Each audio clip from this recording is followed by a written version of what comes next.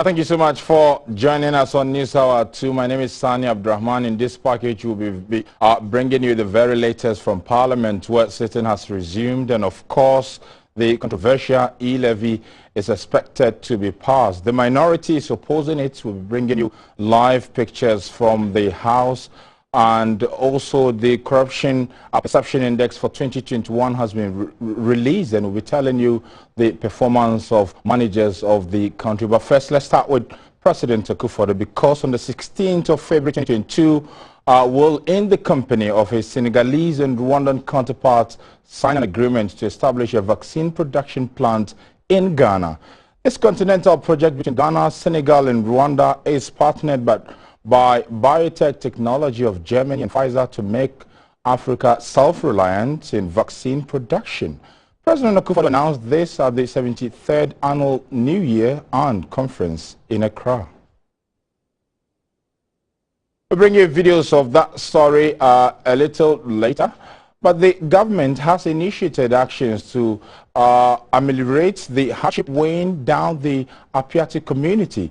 A fund dubbed as the Apiati Support Fund, managed by a 5-member committee, has been created to raise monies for survivors and literally raise the town left in debris from the dust.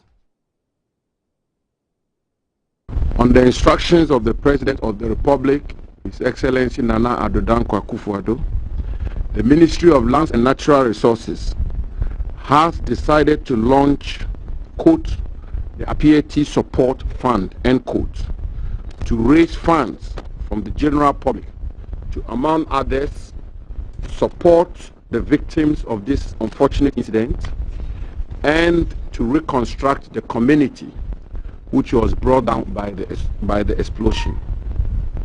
Ladies and gentlemen, to ensure fair, transparent, and judicious use of the fund, government has decided to appoint a 5-member committee to manage the fund.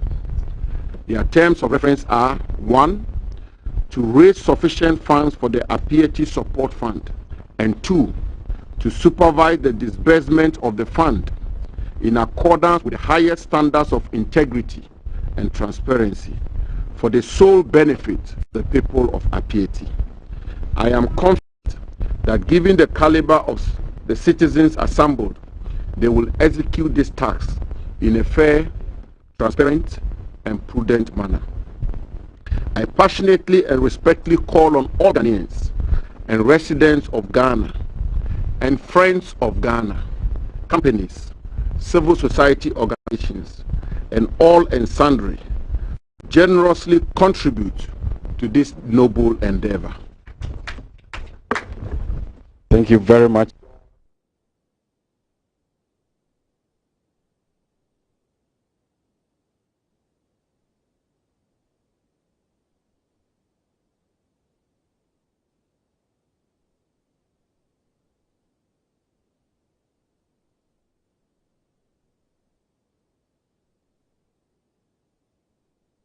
Thank you so much for staying with us. We continue with some of the days of the development, because Parliament has resumed sitting this afternoon after the House took a break for Christmas and the New Year festivities. Now, the House will see the passage of several bills, including the long-standing tax exemptions bill and the controversial E-Levy. The E-Levy seeks to charge 1.75% on certain electronic transactions above 100 Ghana cedis per day. Now, while the government sees its proceeds of about 7 billion Ghana cedis as crucial to its revenue program for the year, the minority in Parliament and some civil society groups have kicked against it. Now, according to them, the E-Levy will burden the citizenry who are already bearing the brunt of the COVID-19 pandemic. Homo Kosum Abdullah is our parliamentary correspondent and joins us live from Parliament with details that she has gathered so far since sitting resumed. Omo, if you can hear me, tell me, what do you have gathered so far? So far, we arrived in Parliament, surprisingly, to quite a number of parliamentarians on the first day of a sitting. This is usually not the case. On the first day, you usually see very few members of Parliament present. But today, when we arrived, before sitting started, the house was almost full with everybody ready to receive the E-Levy again. But unfortunately, the E-Levy was missing in the other paper for today. When we spoke to some of the leadership of both sides, they made us understand that government decided that it should be omitted for this entire week, whilst engaging in further consultations with both sides of the House. So if Ghanaians were expecting to hear anything from the E-Levy for today, unfortunately, it will not be taken for, at least for this week. The finance minister will probably be expected chamber next week after consultations have taken place to relay the bill back in Parliament. But when we had discussions with some of the minority members, they accept that consultations is the way to go, but they added that it doesn't necessarily mean that after consultations they are going to accept the E-Levy. What they are looking for is an opportunity to rather tell government why it is not necessary to even pass the bill in the first place. So this is what the minority side is saying. They insist that they are not going to accept the bill in its current form, but they are not very clear as to whether if the figure is reduced downwards, whether they will be ready to accept it.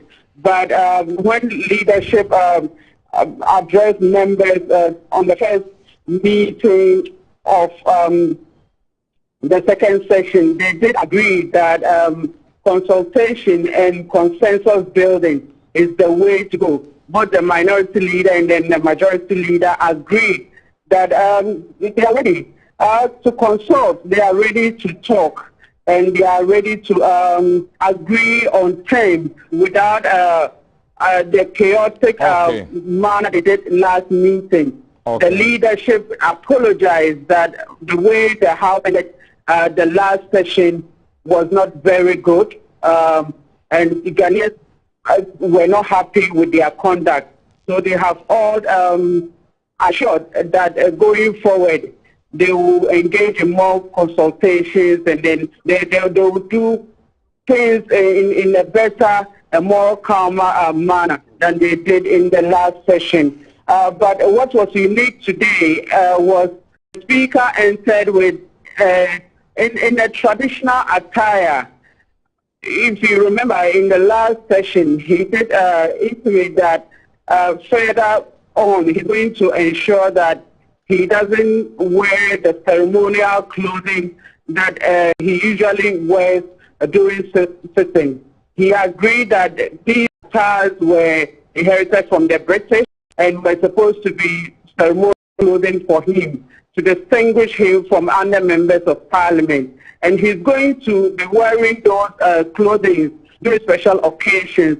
But he wants to set a pace for Ghanaian Parliament to be distinguished from others and to be unique as it is. So he's also encouraging members of Parliament to ensure that going forward they come to sit in or they appear in the House dressed in the traditional manner. He's even asking the whips of both sides to enforce this to ensure that it becomes adopted and accepted by all members of Parliament. I'm not cutting you, but for clarity's sake, can you confirm to us that the E-Levy would not be laid, or discussions about the E-Levy will not be seen in Parliament, at least for this week? Because I was part of a meeting where the government expressed the urgency for which the E-Levy should be passed because it is crucial to government's revenue program for this year. Most definitely, it is crucial for government to get the bill passed or the law passed for it to get the resources it needs. But unfortunately, it's not really getting the support from the minority side as it would have wished. The minority is insistent.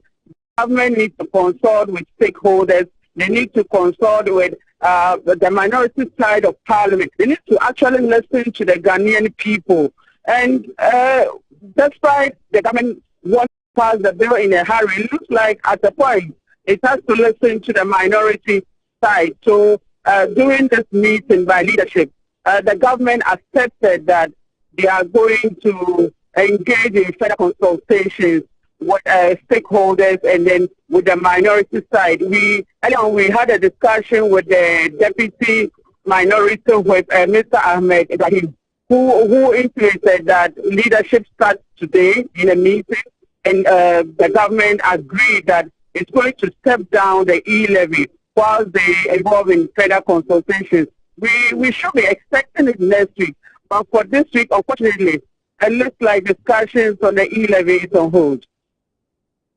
Let's take a listen to the Deputy Minority Chief Whip, Mr. Ahmed Ibrahim, as you rightly mentioned in that conversation you had with him earlier. Implement it. You claiming, oh, the E-Levy are technical. He is the problem to the government. And the government should self-examine itself. He's the problem. You see, when you are a leader, you should lead with the understanding of the group you are leading. The parliament is not just one-sided parliament. And it is the conscience of the nation in Ghana now is the minority. But for this minority, there would have been nationwide demonstration and strike like happened in Nikobra Bonita. But Ghanaians are so lucky they have a responsible minority who are able to question government and put government on its toes. That is why people are not demonstrating. So don't take it for granted that, oh, because minority are debating in parliament and people are bringing superior arguments, oh, then, no. The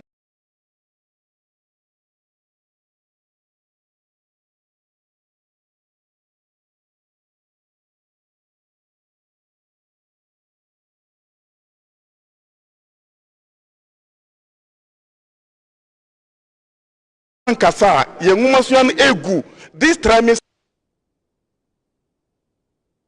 You heard that the Deputy Minority Chief Whip, Mr. Ahmed Ibrahim, in that conversation addressing the media in Parliament. Humu, if you are still with me, very lastly, is it the case that despite the fact that you said a lot of people have trooped to their house on the first day, which is quite unusual, is it the fact that the majority side does not have the numbers today, even if they call for a voting on the E-Levy? For now, both sides have a sizable numbers on both sides, but unfortunately, there's a procedure a bill is supposed to pass through. This bill was supposed to have appeared in the order paper. If it had to be discussed today, unfortunately, it's totally missing in the order paper. It is not also in the business statement. And earlier on, the minority leader said that the minority are going to make sure that they are not caught off guard. They are not going to just accept to discuss something that they have not been informed earlier on. And so since it is not in the order paper and it is not in the business statement, it means that leadership didn't discuss it to be late. So if it is being brought to the House, it will be like on the blind side of the minority. And they have said they will not accept anything about that. And during the recess, the minority had been having town hall meetings with their constituents. And it looks like that they want to say that their constituents are saying no to the E-Levy. So however it comes, maybe from next week it will come to the House. We'll see what they say. But unfortunately, earlier on, there were a group of citizens. One member was Mr. Bernard Mona from PNC. They were picketing at the entrance of the parliamentary environment. Unfortunately, they were not allowed. The police did not allow them, but they were in red and they were protesting and they were saying no to the E-Levy. We'll see what happens from next week when the finance minister brings it back to Parliament. Humu, thank you so much for bringing us up to speed on what's happening in Parliament regarding the controversial E-Levy. I'll take you to Kumasi because the National Democratic Congress is mooting a national debate on sector comparative analysis of performance in government by former President John Mahama and President Akufo-Addo. At a town hall meeting organized by the Communication Bureau of the party in Kumasi, the chairman of the NDC, Mr. Samuel Ofosu-Ampofo, described the Akufo-Addo-led government as a lip service administration characterized by so many deficiencies. At the Kumasi Town Hall meeting under the theme Ghana's Ailing Economy and the Obnoxious E-Levy Policy, the National Democratic Congress NDC raised questions about the current state of the national economy, which the party has described as one on life support and heading towards total shutdown if urgent measures are not put in to reverse it. Various speakers at the forum said President Akufo-Addo had performed poorly in the overall management of the economy. The Member of Parliament for Techiman North, Mrs. Elizabeth Ofosu-Ajari, spoke on why the NDC MPs continue to vote against the implementation of the E-Levy. E-Levy se gold anyonkwa E-Levy bejonkwa, crude oil anyonkwa E-Levy bejonkwa, cocoa anyonkwa E-Levy bejonkwa. Enti die aban pese o kire se E-Levy no nebebwa no enye no nebejiga na nkwa. The Member of Parliament for Yape Kosogu, Mr. John Dapos, said although the government has raised money through loans and taxes, it has failed to use the funds on capital expenditure. He said the debt to GDP, which is 80%, puts the economy on the brink of collapse. Currency depreciation, the best economies, Baumian Bibiano. Yenyeko, 9.9. 2019, the city depreciated by almost 13%. And say COVID. And ama and Yamano Atatia Pansam. The national chairman of NDC, Mr. Samuel Ofosu-Ampofo, called for a national debate on sector comparative analysis of former President John Mahama's performance in government and that of President Akufo-Addo. The social MPP are disappointed. Also, politicians don't unite the same. NDC the MPP are the same. NDC the MPP are not the same. NDC party they promise they deliver. NDC party no a pragmatic party ya ba ya adwuma.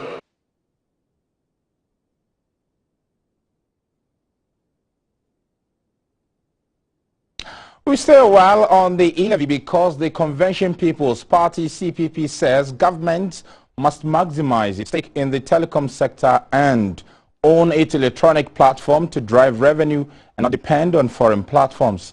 The party at a news briefing in Accra on the E-Levy led by its chair and leader Nana Akosua Frimpong said government must revise the policy on the E-Levy as soon as possible. 7.5 is just ridiculously high. Telephony companies or whichever companies that own the payment platforms have been cheating us for years. The 1% that we pay for every movement of money should have been addressed years back. But for government also to address that and expect that they will add more, I believe that when they address that, they will be able to address the E-Levy. As for E-Levy, using the E-Levy method as a way of collecting taxes, I believe it's the future. I believe it's about the easiest way for them to do. But how much, the percentage, and the timing is not the best. Government should make it simple. They should take minimum half of the percentage that the telephone companies are charging us. I mean the mobile money are charging us. So if I'm moving and I'm paying 1 cedi per every 100 Ghana, take 50 pesos and give them 50 pesos for now. Later you should take more, but you shouldn't add anything for a long time. They should do that first. Government should if they want to really compete, they should put a structure, another platform there. Nothing stops government from having another platform. The platform that we are using today is not a platform. It's not a Ghanaian-owned platform. Increasing the amount, I don't even know why they'll do that. But I believe they should take half of their money to start. We go for a break. We return with more.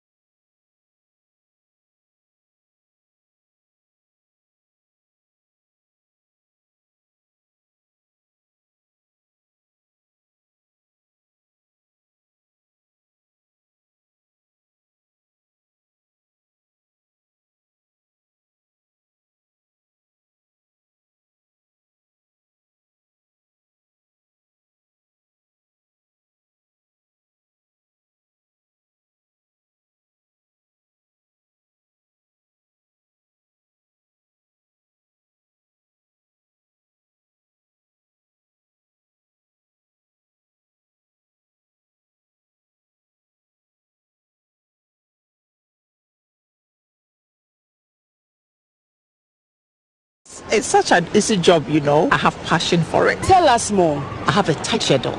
So to save time, I try to answer my calls and messages while driving. Is it not risky? But sir, listen, 120 kilometers per hour on a 50 kilometers per hour road, Grammy, I do. And small talking on the phone while driving, you say it is risky. It is not. But you and your kids are not strapped in. I know. These children, they are tough. Don't mind the body. So how do you feel about yourself? I feel proud. I love my job. Are you sure you are not the devil? Make you not do Abosamejuma. Stay alive. This Stay Alive campaign is brought to you by the National Road Safety Authority.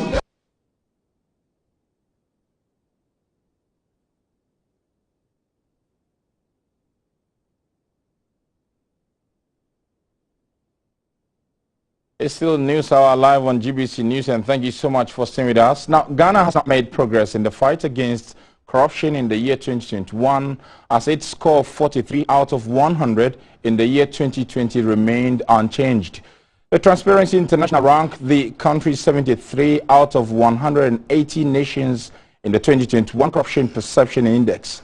In a statement on Tuesday, the anti-corruption body said Ghana's current performance is still below the average rank of 50.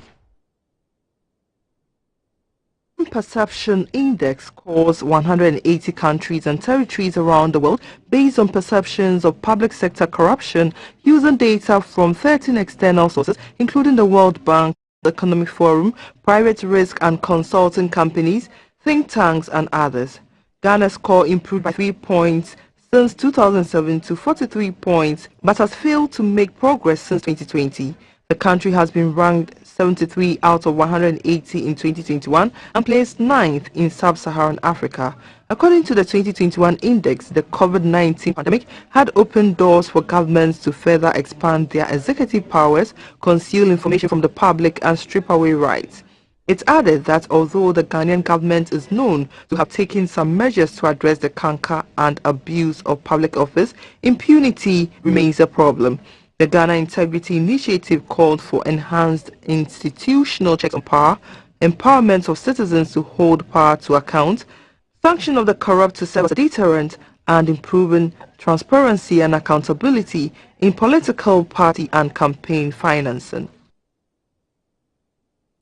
Now, Brightsu is the head of programs at the Ghana Anti-Corruption Coalition and joins us on phone with some analysis of this latest report. First of all, your quick thoughts on the country's failure to improve in terms of the perception that people have about corruption in the country, if you can hear me.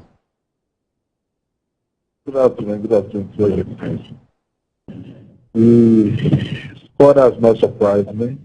I mean, from 2020 to 2021, I don't think we've done anything very differently the fight against corruption. If you see our jump from 40 to 43 in the year 2000, a lot of that was propelled by our improvement in our corruption legislative regime. The part of the right to information, Witness Protection Act, the Act, all of that then have become in the eyes of some of the sources from which we get the CPI. I hope for that to improve our anti-corruption.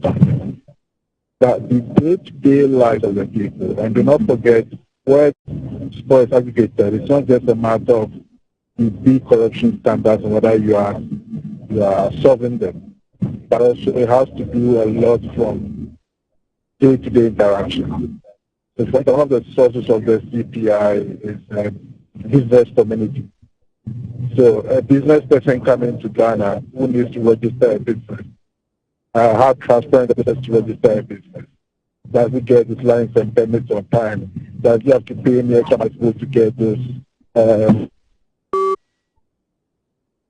We've lost Brightsu, who is the head of programs at Ghana Anti-Corruption Coalition. He has been helping us to unpack the latest report by the Global Integrity Initiative on its Corruption Perception Index. We try to raise him back because we need to understand what this report means for the country, especially when we've seen a lot of digitization efforts by this government to tackle corruption, to do away with human interface in a lot of issues in the country. But we still try to raise him back to continue with the conversation. But in the meantime, they need to provide an efficient, affordable housing program for residents of Tema and its environs. Is the new task for the Board of Directors of the Tema Development Corporation, TDC. A 7-member board was inaugurated by the Minister for Works and Housing, Mr. Francis Asensu-Botchi, in Accra on Tuesday morning, where he asked the members to optimize the efficiency of the company with prudent policies. The ministry expects more from the company, especially in the implementation of government's affordable housing program, which remains one of government's top priority to the Ghanaian people. Pursuant to this, a new policy direction of government is to drive the implementation of the program is to leverage on private sector investment. By this approach, the main role of the ministry is to facilitate the provision of secured land along with requisite infrastructure and work with relevant state institutions to grant tax exemptions, while the private sector provides funding to develop these affordable houses that will meet the demands of the middle to low income Ghanaians. It is worthy to state that the ministry has completed modalities for the implementation of the government's affordable housing program. In view of this, a lot will be expected of this new board relative to the implementation of this policy, which, when successful, will be an enduring legacy of the government of President Nana Akufo-Addo.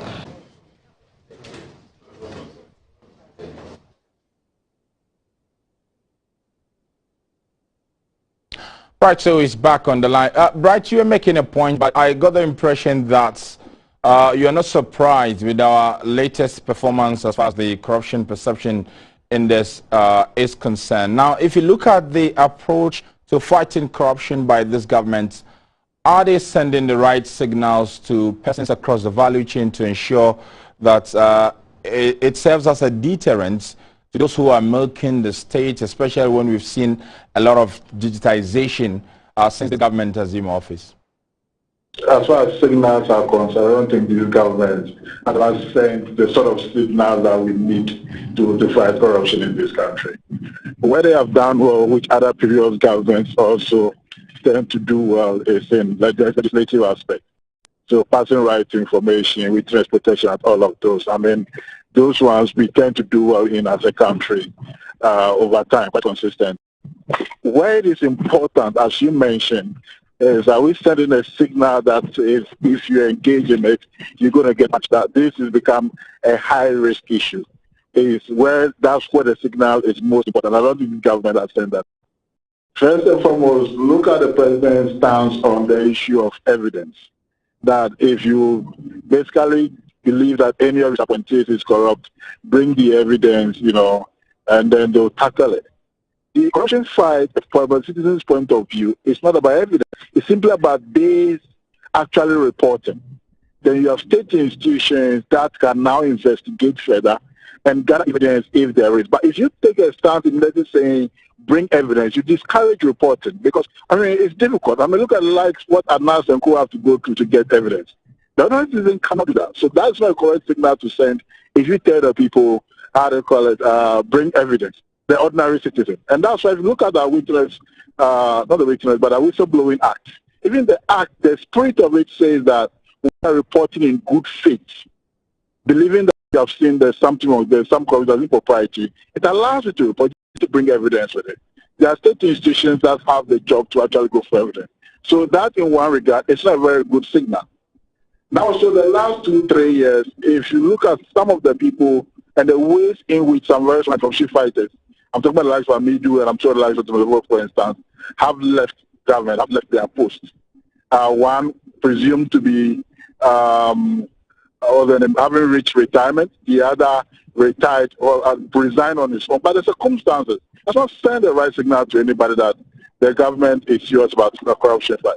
And the only thing they keep talking about is increasing the budget of anti-corruption institutions. One, the budget increase 20, 30, 40, 50% really is not enough to make institutions particularly strong. But it's not just about having resources or putting the money, they are allocating it. We now really look at whether they are actually about to disburse those money to the institutions at the right time for them to actually get their work done. That's just one aspect of it. But the enforcement aspect, I don't think that the government has done anything that the people government to better that particular strand, which is what we actually need. The signals from it have not been encouraged. Well, the 2021, very quickly, the 2021 report highlighted how COVID-19 had contributed to heightened corruption. Is it as a result of the expedited expenditure that we saw at the height of the pandemic, where governments were in a haste to contain the ravages of the global health crisis? Exactly, you hit it right on the nail. I mean, you are spot on. Anytime there's an emergency like the pandemic, I mean, virtually governments have to spend in an emergency fashion. In some countries, again, those who have had particular experience with the pandemic, they have emergency spending protocols in place. I don't think we have a very detailed emergency spending protocol in place. There were some guidelines from the PPA, but I mean, that was a very comprehensive emergency spending protocol. Not just Ghana, and that's why if you look like even the global report, they do mention the pandemic because most governments then, because that's the emergency spending, people take advantage of that to do basically sort of procurement that are left a lot to be desired as far as value for money is concerned. So that's typical around the globe, and that's a fear as raised by TI that the pandemic has also brought that situation where there's bound to be a lot of corruption because of the emergency spending.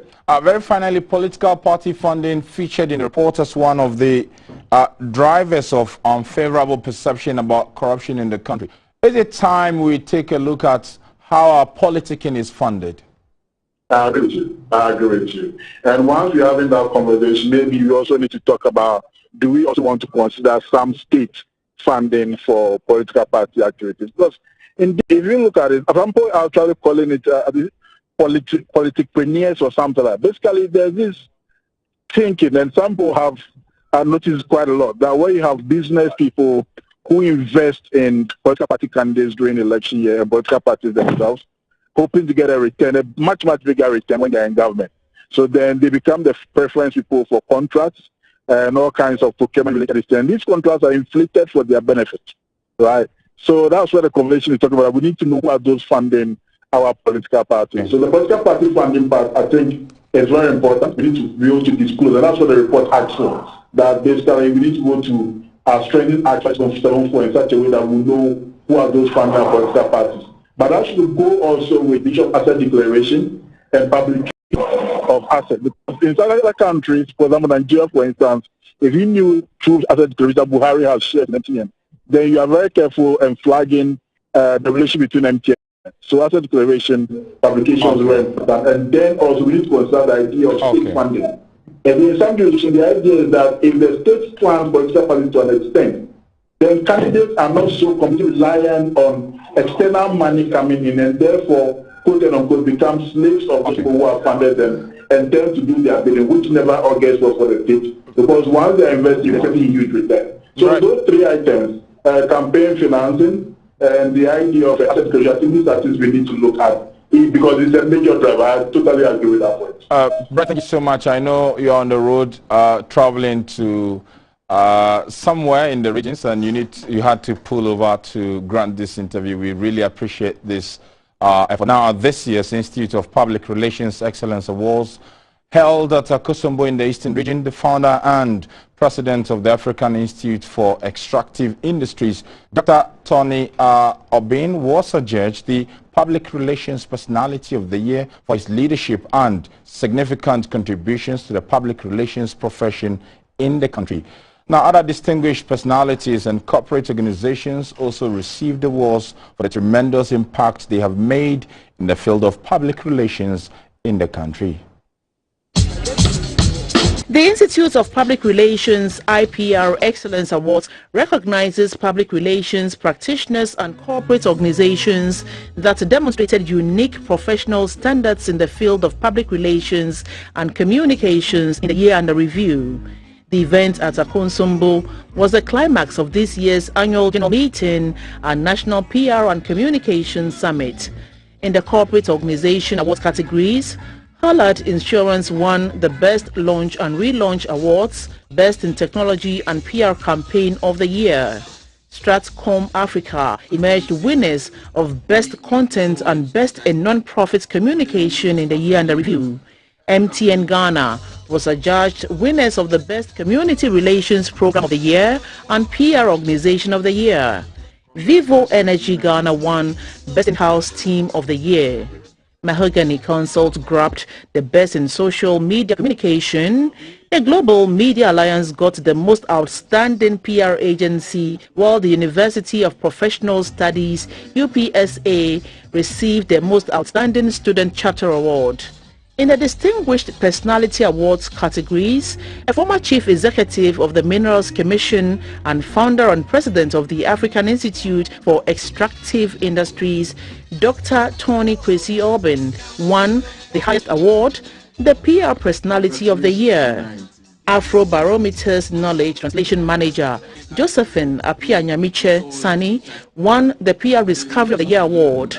Special posthumous awards were also given to the former IPR presidents Nana Benyi Pratt and Joseph Emmanuel Alotepapo for their sterling contribution towards making IPR a reputable professional institution. The Chief Executive of Stratcom Africa, Ms. Esther Koba, urged PR practitioners to let their works have positive impact on the organizations and the livelihoods of Ghanaians. This profession is about people. It's not about self. It's about helping to use excellence in communication to generate understanding, to promote national development, to promote corporate profitability and individual livelihood enhancement. The president of the Institute of Public Relations Ghana, Mr. Malco Afajinu, said the National PR and Communications Summit had been insightful. He was hopeful members would utilize the knowledge they acquired in their works. Our work is about the creation and the protection and the nurturing of value. And value is always determined by what is useful and relevant. 6 individuals were inducted into the Community of Fellows, the highest category of the Institute. They are Elaine Sam, Reverend Osei Bimpon, Chief Dr. Alhaji Alhassan Andani, Paul Asariansa, Professor Pamina Kwansa-Edu, and Joseph Edwin Tete Dote.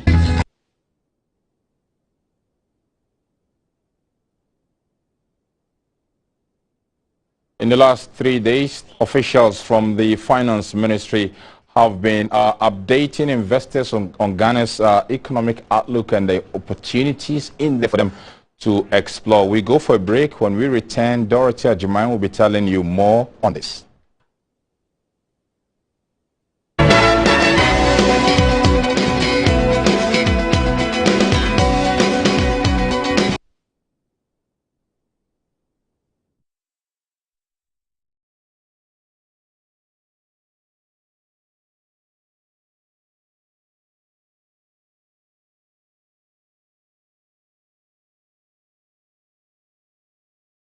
To also get vaccinated.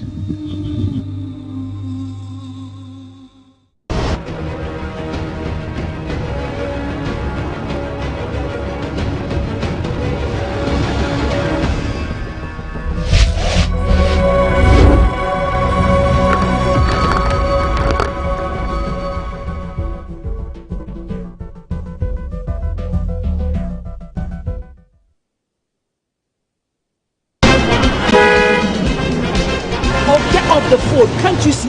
Hello, ma'am. So you've applied for the devil's work? Oh, yes. It's such an easy job, you know. I have passion for it. Tell us more. I have a tight schedule.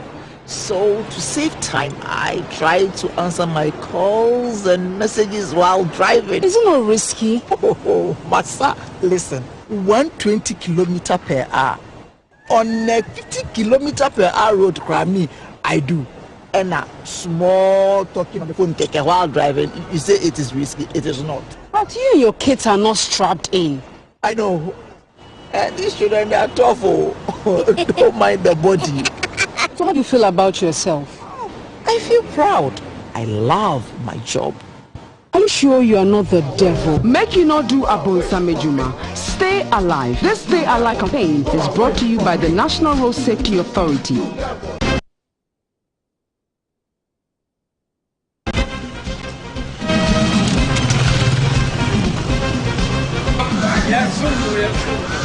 Yes, safety first, yeah?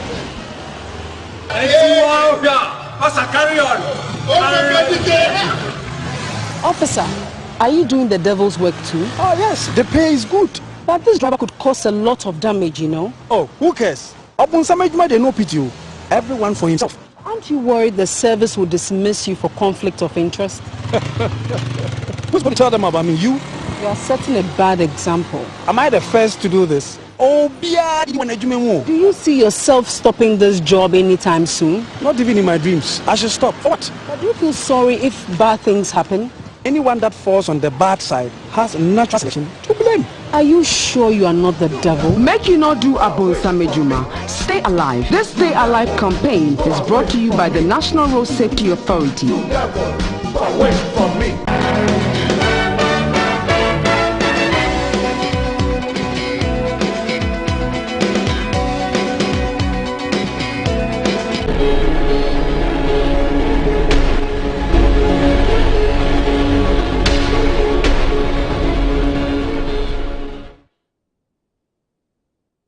Good to have you join us. Time now for the business segment. Good afternoon, and I am Dorothy Ajimai. In the last 3 days, senior officials from the Ministry of Finance and the Bank of Ghana have been on a non-deal roadshow. The government is using the 2022 non-deal roadshow to engage with both offshore and onshore investors to be updated on Ghana's recent economic performance and outlook. It is also an opportunity to respond to questions or concerns. Together, these investors have assets under management in excess of over $4 trillion and actively participate in Ghana's Eurobond issuance. As in the previous years, the government speaks directly with the investor base and assures them of the steady progress towards economic rebound anchored on fiscal consolidation and debt sustainability. A Deputy Minister for Finance, Mr. Charles Edubuahin, said the engagement has impacted the market positively and concerns raised on the 2022 budget were addressed. They mentioned clarity on the policy to cut 2022 expenditure by 20% across the board, status of the E-Levy bill before Parliament, and Ghana's relationship with the IMF, and whether the government has plans to undertake any program with the fund. The IMF remains a trusted advisor to government and continues to engage government through multilateral surveillance, technical assistance provision, and capacity building. In July 2021, the IMF successfully conducted an Article 4 consultation with the government and engaged authorities during staff visits. The government will continue to share regular updates on the economy with the IMF and remain optimistic for an Article 4 consultation in the first half of 2022. The first Deputy Governor, Bank of Ghana, Dr. Maxwell Pokwafari, said, as indicated by the Finance Minister, the quarterly expenditure ceilings of the approved budget will include up to a 20% downward adjustment beginning the first quarter of 2022. You cut expenditure significantly by 20%. You expect to have different types of implications for that in terms of growth, because you might have import compression taking place, which are some of the key components of intermediate products that go into growth. You may also have its implication on others. So all that have been factored in, including the efficiency and expenditure that the Ministry of Finance is putting in place. On financing, the government already has $750 million special drawing rights (SDR) out of the budgeted external financing of $1.5 billion for 2022. The Finance Ministry says the remainder would be financed by multilateral and bilateral sources and other instruments. Also, the depth of the domestic market has improved in recent times. However, the government is mindful of the cost of borrowing from the domestic market.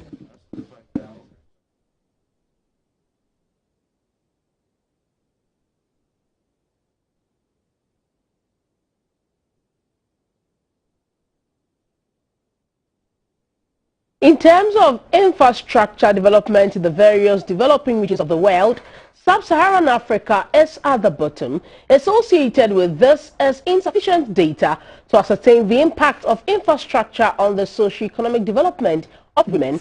Speaking to GBC News, the Pro-Vice Chancellor of the University of Ghana, Professor Felix Asante, said the International Center for Evaluation and Development has received a grant of $1.56 million to undertake a detailed research on the socio-economic impact of infrastructure on women's growth and development in Ghana. Sub-Saharan Africa is home to almost 1/7 of the world's population and has a score of 2.91 in the infrastructure category of the World Economic Forum's Global Competitiveness Report. This score indicates that there is a severe infrastructure bottleneck to be addressed in the region. In Ghana, inadequate infrastructure has widely contributed towards women's poverty, poor health and lack of safety. To ascertain the empirical linkage of the impact of infrastructure on the health and socio-economic development of women in Ghana, the International Center for Evaluation and Development, ICED, has received a grant of $1.56 million from the Bill and Melinda Gates Foundation. The Pro-Vice Chancellor of the University of Ghana, Professor Felix Asante, said the research would close the data gap on infrastructure and living standards of women in Ghana. This is what this project is going to generate, the evidence to support, so that when infrastructures are being commissioned, nutritious diets can be part of the indicator for measurements. We haven't established the link, or even if there is a link, a lot of studies have not been undertaken to establish a causal pathway. How do having these infrastructures help women in low-income consumers? How does it help them? This study is going to establish that linkages. The Chief Executive of the International Center for Evaluation and Development, Dr. David Amayo, said the grant will be instrumental in identifying fundamental evidence gaps associated in infrastructure development and largely achieve the SDG goals 2, 3, 5 and 10. The purpose is to study 3 policy-relevant questions. 1. What are the effects of different types of infrastructure on safe, affordable, accessible, and nutritious diets among low-income consumers and women's economic empowerment? 2.